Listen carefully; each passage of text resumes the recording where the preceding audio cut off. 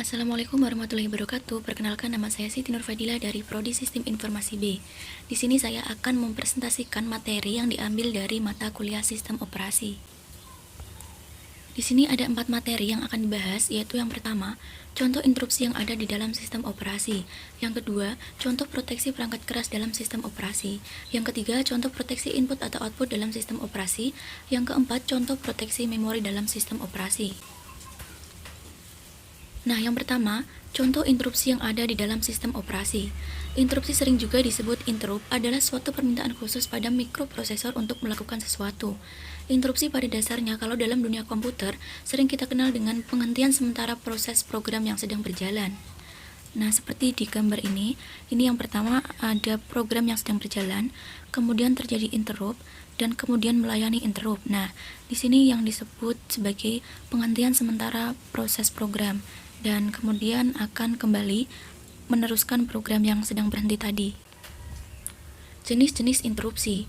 Yang pertama, software. Interrupt jenis ini juga disebut call system. Misalnya suatu program ingin mencetak hasil dengan printer.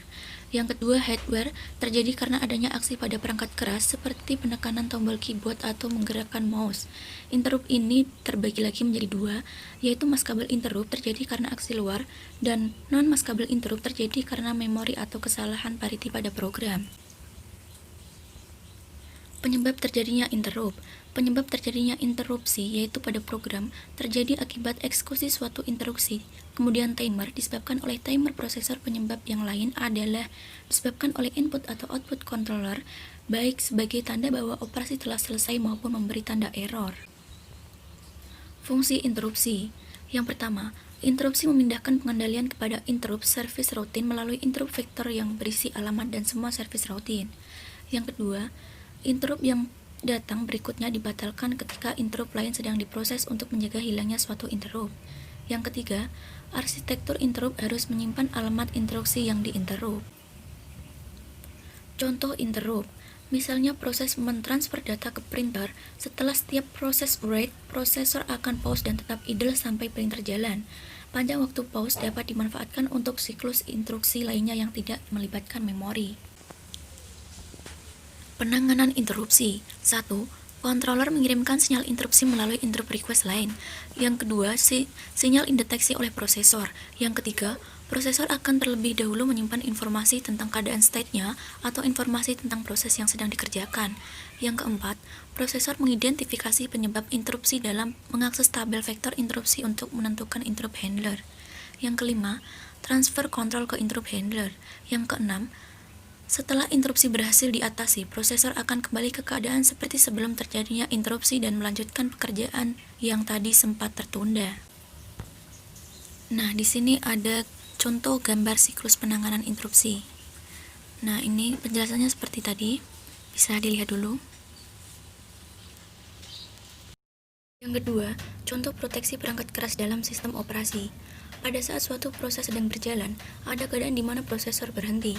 Hal ini menandakan tidak adanya lagi data yang diproses oleh prosesor. Oleh karena itu, prosesor pastinya akan mencari data ke dalam memori. Pengaksesan data tersebut memerlukan clock cycle. Situasi ini tidak bisa ditoleransi sehingga membutuhkan perbaikan dalam kecepatan pengaksesan antar CPU dan memori utama. Tidak hanya peduli tentang kecepatan tersebut, tetapi juga memastikan operasi yang benar untuk melindungi pengaksesan sistem operasi dan proses lainnya. Perlindungan atau proteksi ini disediakan oleh perangkat keras. Fungsi proteksi perangkat keras. Fungsi dari proteksi ini untuk mencegah user program dari kesengajaan memodifikasi kode atau struktur data baik di sistem operasi atau user lainnya. Jika proteksi gagal, semua hal yang dilakukan oleh program executing di user mode untuk mengakses memori, sistem operasi atau user lainnya akan terperangkap kesalahan yang fatal, yaitu addressing error. Nah, ini contoh gambarnya. Contoh, apabila sebuah hard disk menjadi sebuah resource yang dibutuhkan oleh berbagai macam program yang dijalankan, maka bisa-bisa terjadi kerusakan hard disk akibat suhu yang terlalu panas. Akibat terjadinya sebuah situasi kemacetan penggunaan sumber daya secara bersamaan, akibat begitu banyak program yang menginginkan request penggunaan hard disk tersebut. Ketiga, contoh proteksi input atau output dalam sistem operasi. Input atau output adalah suatu proses pengiriman data secara bertahap dan terus-menerus melalui suatu aliran data proses ke paranti. Fungsi input-output pada salah satunya adalah mengimplementasikan algoritma input-output pada level aplikasi.